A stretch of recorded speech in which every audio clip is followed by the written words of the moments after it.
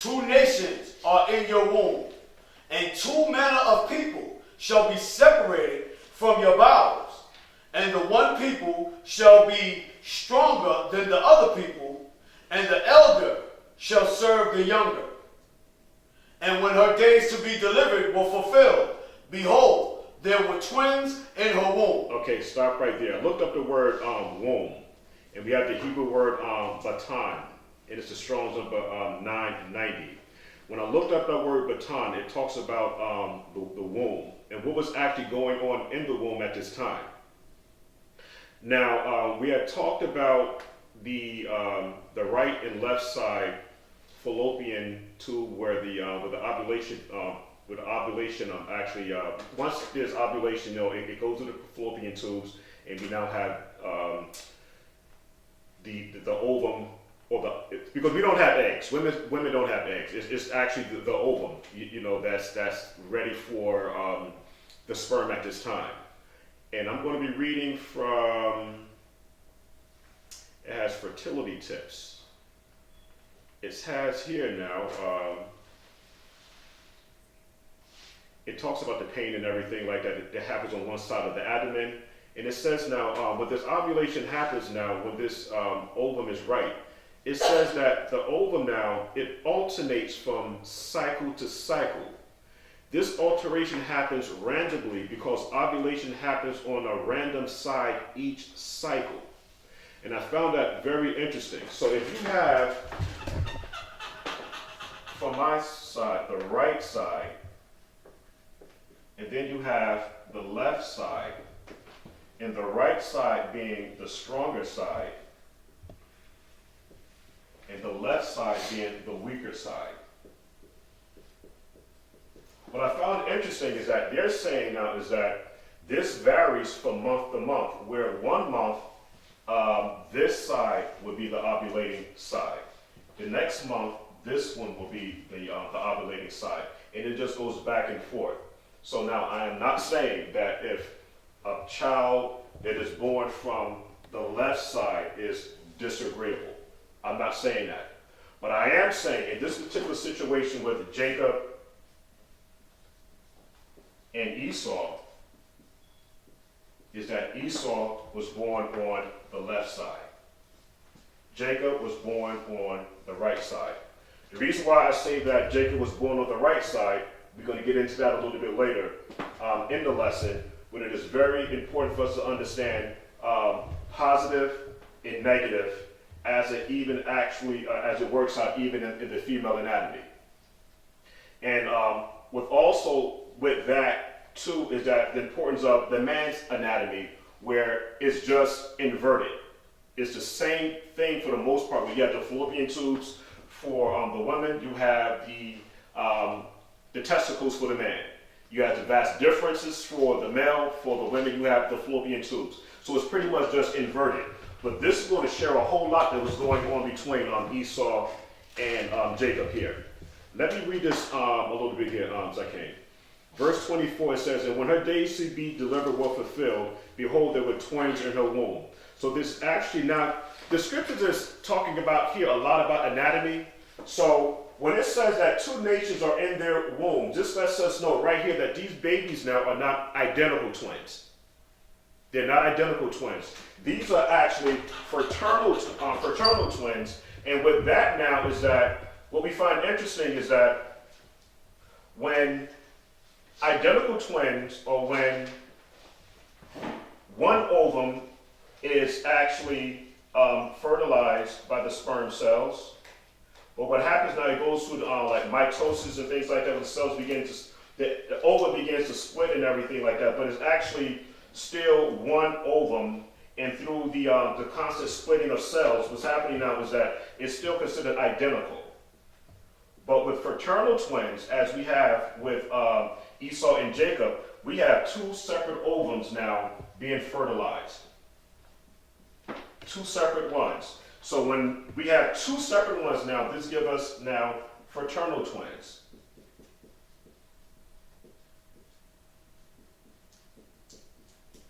And this is going to make all the difference in the world, because it says now there's two manner of people in your womb, and they should be separated from their bowels. So we know that these are fraternal twins. So what we have here now, inside of this woman, Rebecca, whose name means ensnarer, is carrying two nature or two manner of people. And what we have to figure out now, inside of this womb, because they all been born in this one womb, what type of nature and character do we have? Do we have the characteristics of a Jacob, or do we have the characteristics of an Esau coming out of this one woman here? And how this now reflects on our lives as we interact amongst one another. Because this is going to be like one of the defining factors now on whether or not we can actually move on to the next stage.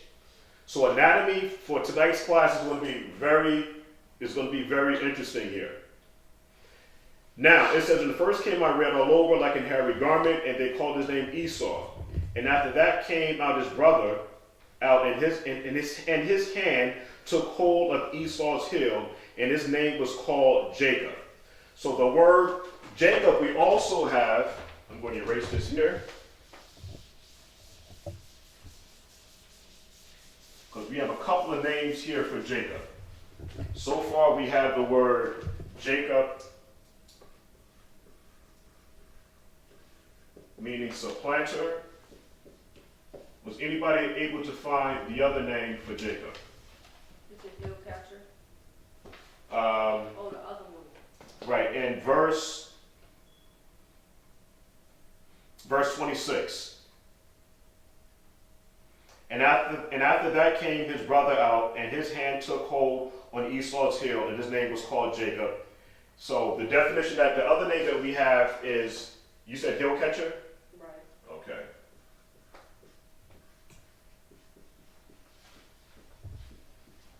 Or hand on the heel. And all of these now will play a very important role on the characteristics now of Jacob. Okay. Whenever we today are in complete submission, complete submission now to Torah, or Yahuah or Yahusha, which is one and the same, meaning now because they are in one consent, this scripture is applicable to us all. The book of John, the 8th chapter, verse 44. If we can have Zabud, please, to read that. Because there are some stages that we're going to have to go through, because that dual nature exists in every last one of us. And our mission, in order to move on again to the next level, is to learn how to actually destroy that disagreeableness that's in all of us. And again, whenever we are in a complete submission to the Father, this scripture here is applicable to every single last one of us, myself being first. John the 8th chapter, verse 44. Ye are of your father the devil, and the lust of your father ye will do. He was a murderer from the beginning, and abode not in the truth, because there is no truth in him. When he speaketh a lie, he speaketh of his own, for he is a liar and the father of it. Hallelujah. So the key thing that we see here now is that he was a murderer from the beginning, and he abode not in Torah. So in order for us now not to display the characteristics of Jacob at this point and Rebecca, is that we must make sure that we abide in Torah. Very, very important. Let's go. Okay, then we have here the very first conversational exchange of dialogue of a lie was spoken between the adversary and Adam's Isha. This is not an attack on women, okay? It is not an attack on women. But we're just trying to show here how this thing was actually manifested here on the earth. The book of Bereshit, the 3rd chapter, verse 4. The 3rd chapter, verse 1 through 4. If you can read that for me, Zabud. Now the serpent was more subtle than any beast of the field. Right, subtle, the Strong's number 61. 75, it means shrewd, crafty, sly, sensible, prudent, passive, in a bad sense. So just looking at that definition alone, what is the first thing that comes to mind? And then just stay within the context of today's class here.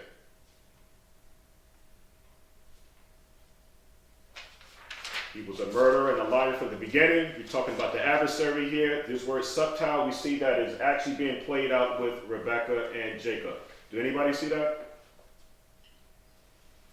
Yeah, does that mean like he's a trickster, basically?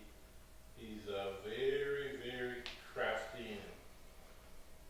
Exactly. We went to John 8:44. The Mashiyach was actually speaking to the Pharisees and Sadducees at this time here. And so now this is not being manifested here on the earth. We have a situation now where we have Jacob and Esau and we have Rebekah. And we're going to read down a little bit more about Jacob and Rebekah because we already gave the definitions of their name. The word Jacob means supplanter and the word Rebekah means ensnarer. When we begin to look at the characteristics of the adversary, it said that he was subtile. Are you able to see now? This is the question. Are you able to see now the similarities now that Jacob and Rebekah had in comparison to the adversary? Okay, hallelujah. Read on, please. Now the serpent was more subtle than any beast of the field, which Yahuah thy Elohim had made. And he said unto the woman, Yea, hath Yahuah said, Ye shall not eat of every tree of the garden.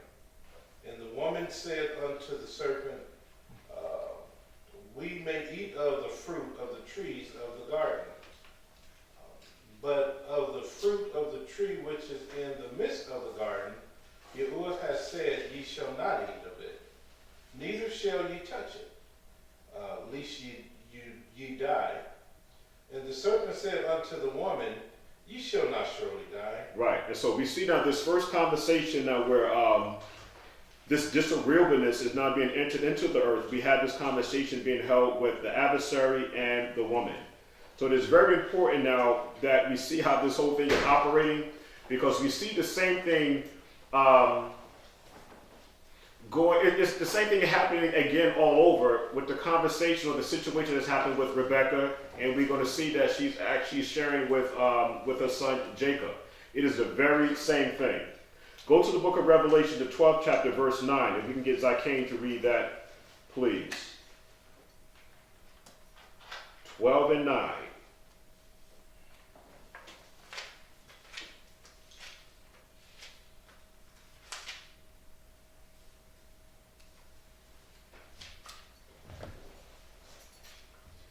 Revelation 12, verse 9.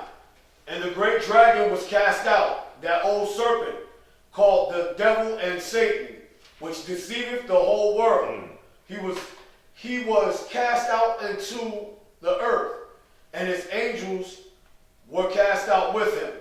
Right. So what I'm trying to share here is that we have two natures at play here. We have the conscious being and subconscious being. We also have what we call what is agreeable and disagreeable. The disagreeable is the adversary. We call him Satan. And we have the agreeable, which is the Mashiyach. These are two sons. When Adam's Isha had this conversation with the adversary, notice that nothing happened. Nothing happened. Things began to go haywire after Adam's Isha came to him, introduced him into eating the fruit. That's when all hell broke loose. And the reason why is because we're talking about now here headship. The man is the head of the household. And so once that happened now, Adam became disagreeable. He was once agreeable. He became disagreeable.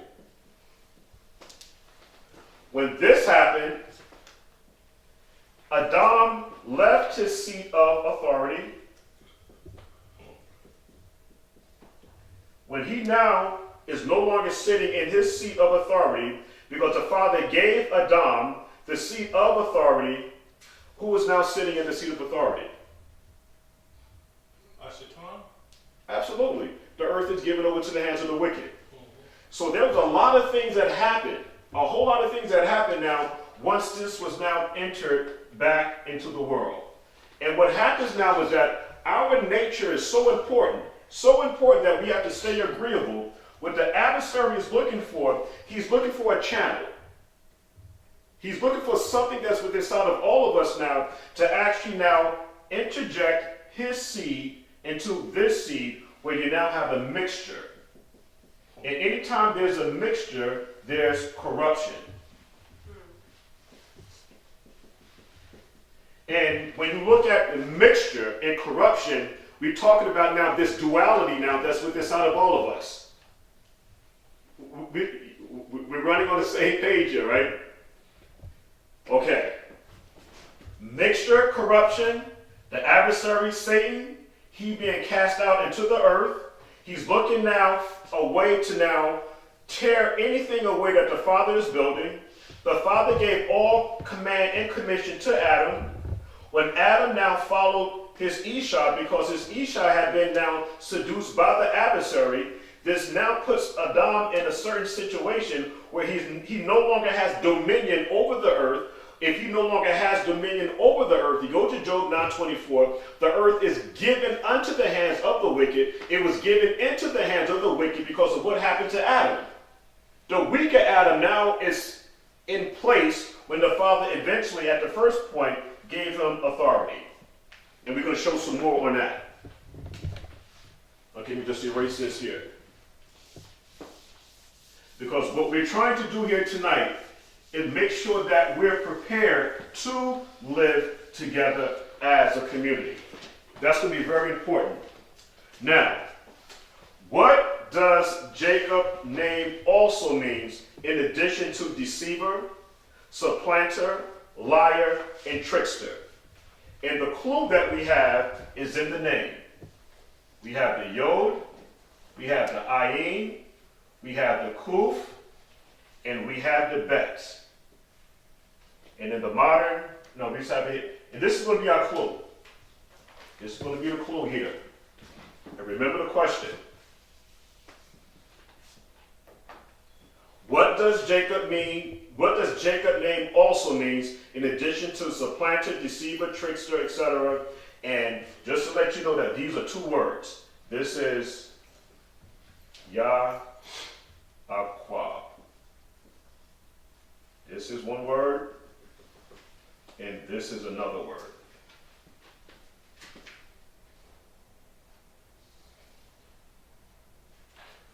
Anybody know what the word Yahuah means?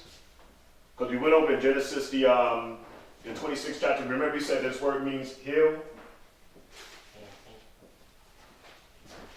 And we said that this word, Jacob, also means supplanter.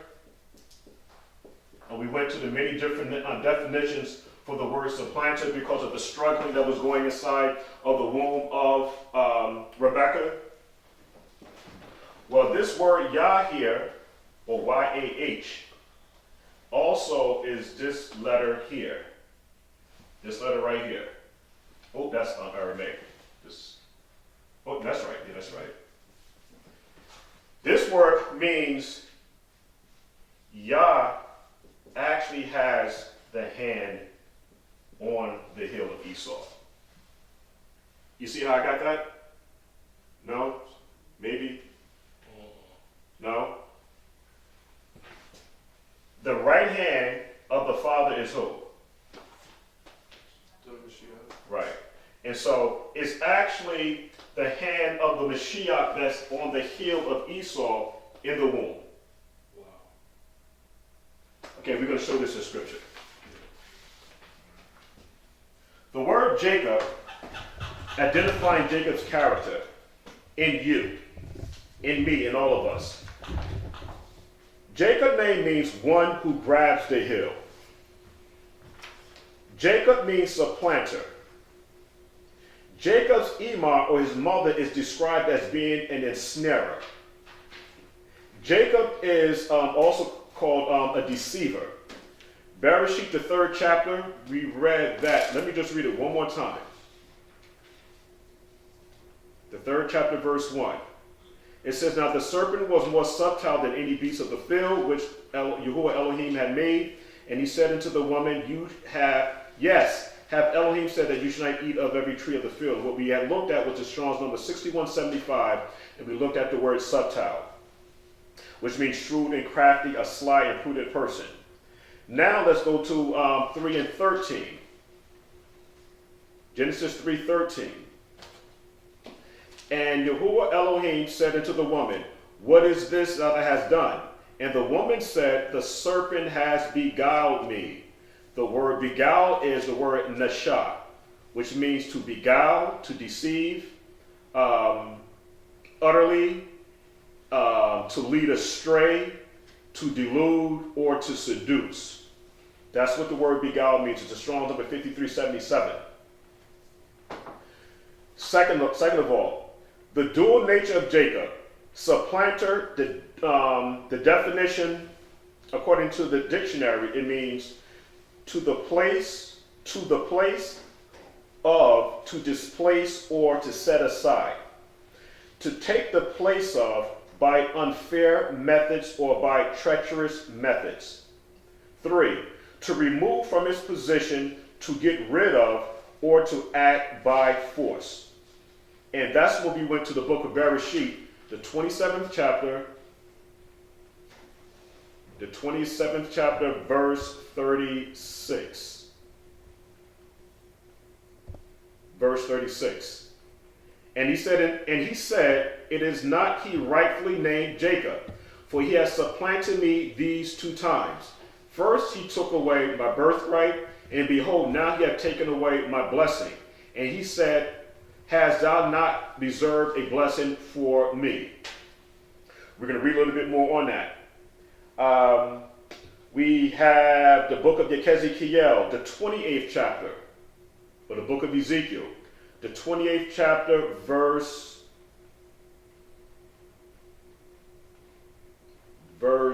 2. Solomon, if you could read that for us, please. Mm-hmm.